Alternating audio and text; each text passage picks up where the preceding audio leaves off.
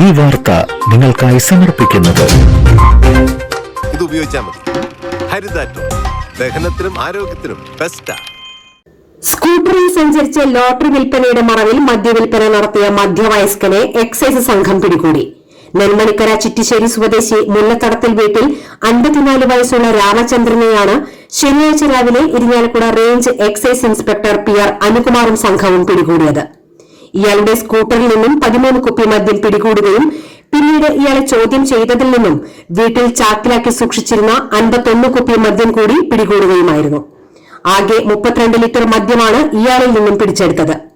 Honeybee, McDonald's എന്നീ brand മദ്യമാണ് ഇയാൾ അധികവും വിറ്റിരുന്നത്. മദ്യം വിറ്റ വകയിൽ ഇയാളിൽ നിന്നും 1100 രൂപയും കണ്ടെടുത്തു.